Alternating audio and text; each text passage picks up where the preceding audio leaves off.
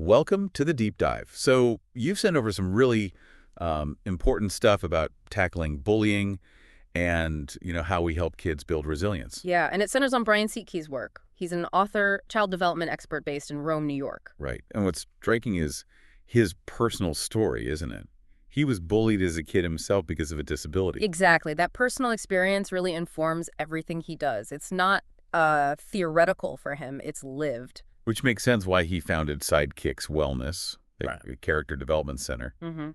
So our mission today, basically, is to unpack his main ideas, his strategies for making kids, as he calls it, bully-proof, based on what you shared. Well, his motivation really comes from those tough early years. Being labeled a special kid made him a target, unfortunately. Yeah, tough start, but he found a way through it. He did. He found martial arts, and that was key. And it wasn't just about, physical defense. No, not primarily. It was more about building confidence, mental strength, inner resilience. Okay.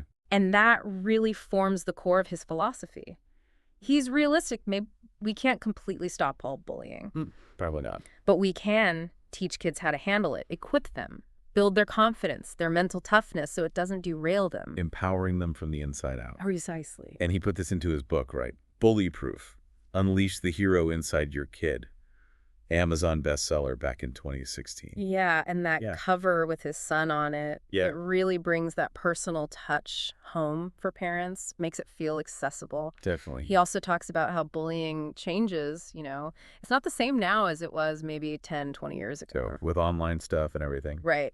So he stresses how important it is for teachers and students to be united, to create this supportive environment together. Okay, so let's get into the practical advice. He has three main recommendations for kids, right? For that bully-proof mindset. First one is use your senses. Yeah, use your senses. It's about being aware, really tuned in to what's happening around you. Aware how? Well, recognizing the difference between, say, just joking around, friendly teasing, and actual hurtful stuff.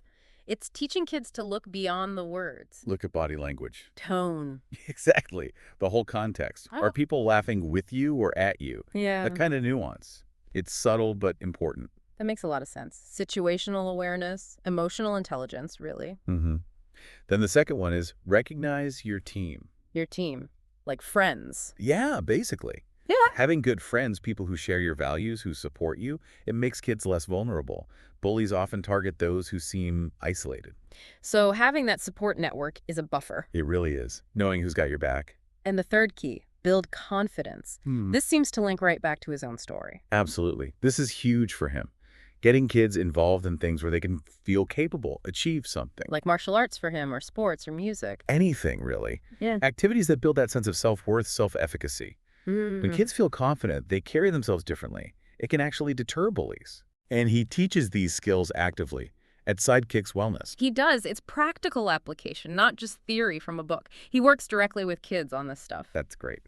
Yeah, so for anyone listening who wants to find out more, the website is sidekickswellness.com. That's SIDEKICKS wellness.com. Okay, sidekickswellness.com. And there's a phone number, too. Yep, it's 315-339-3928. The sources also mentioned they offer a free trial class, which is a good way to check it out. Good to know. Okay, so let's recap quickly.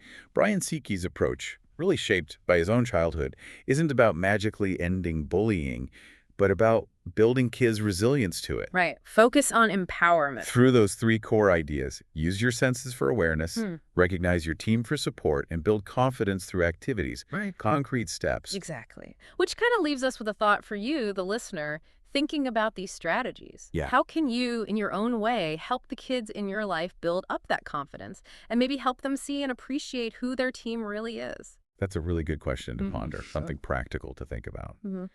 Well, thank you for sharing these sources. It's been a really valuable deep dive.